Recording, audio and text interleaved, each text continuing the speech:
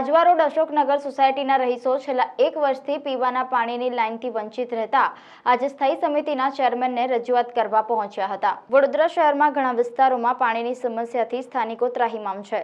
તેમાંય હવે ઉનાળાની શરૂઆત થતાં આ પાણીની સમસ્યામાં પાલિકા તંત્રના પ્રતાપે કદાચ વધારો જ થશે।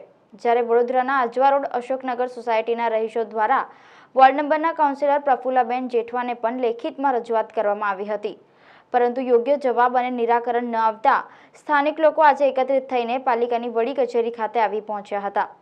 આજવા રોડ વોર્ડ નંબર 5માં સમાવિષ્ટ વિસ્તાર અશોકનગર સોસાયટીના રહીશો છેલ્લા 1 વર્ષથી પીવાના પાણીની લાઇનથી વંચિત રહેતા સ્થાયી સમિતિના ચેરમેનને રજૂઆત કરવા પહોંચ્યા હતા।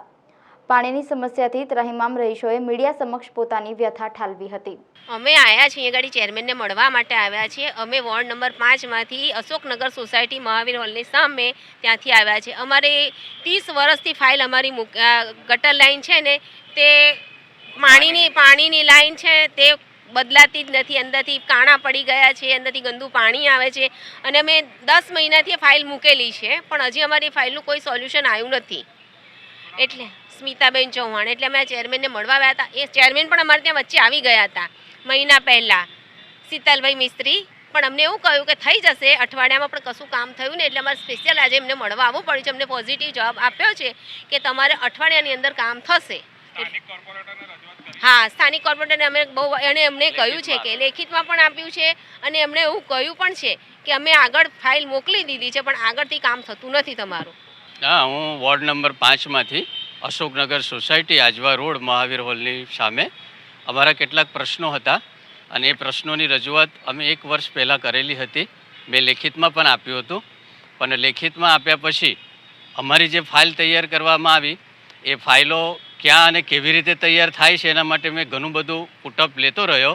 ત્યાંથી અમને સંતોષકારક એવા જવાબો મળતા નહોતા, એટલે આજે અમારે ન છૂટકે સીધા ચેરમેન સાહેબને મળવા માટે આવવું પડ્યું છે અને ચેરમેન સાહેબે અમને એક પોઝિટિવ જવાબ આપ્યો છે કે તમારું કામ થશે। એ પહેલાં પણ ચેરમેન સાહેબ અમારી સોસાયટીમાં આવ્યા હતા અને આમાં પ્રશ્નોની રજૂઆત અમે કરી હતી।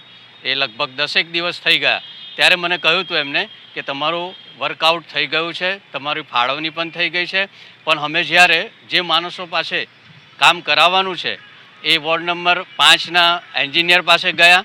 એ એન્જિનિયરે અમને જવાબ એવો આપ્યો કે તમારી ફાઇલ તૈયાર થઈ ગઈ છે અને એક્ઝિક્યુટિવ એન્જિનિયરને અમે મોકલી આપી છે।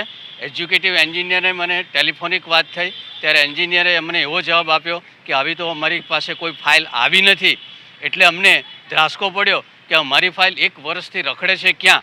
એટલે આજ રોજ અમે સોસાયટીના બધા સદસ્યો સીધા ચેરમેન સાહેબને અમારી સમસ્યા છે પાણીની નવી લાઈન નાખવા માટેની, અને અમારા પ્રફુલ્લાબેન જેઠવા છે, ડૉક્ટર હિતેન્દ્ર પટેલ છે। હા, પ્રફુલ્લાબેનને મેં રજૂઆત કરીને લેખિતમાં અરજી આપી હતી અને એમને મને કહ્યું હતું કે મારી કક્ષાએ જ્યાં ફાઇલ પહોંચાડવાની છે ત્યાં મેં પહોંચાડી દીધી છે, છતાં પણ 1 વર્ષ નીકળી ગયું।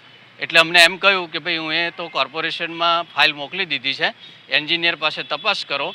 અમે એન્જિનિયરને પૂછ્યું કે અમારી ફાઇલ આવી છે કેટલે, તો એમણે હિતેન્દ્રભાઈ જ્યારે હતા ત્યારે હિતેન્દ્રભાઈને સ્પેશિયલી અમે મળવા નહોતા ગયા, પણ અમને સ્થાનિક કક્ષાએથી એવું આશ્વાસન મળ્યું હતું કે ભાઈ ફાઇલ આપની પુટઅપ થઈ ગઈ છે અને યોગ્ય રસ્તા ઉપર જઈ રહી છે। અમારા સોસાયટીના લગભગ 25 મકાનો છે અને અશોકનગર, મારું નામ નરેન્દ્રભાઈ ચૌહાણ।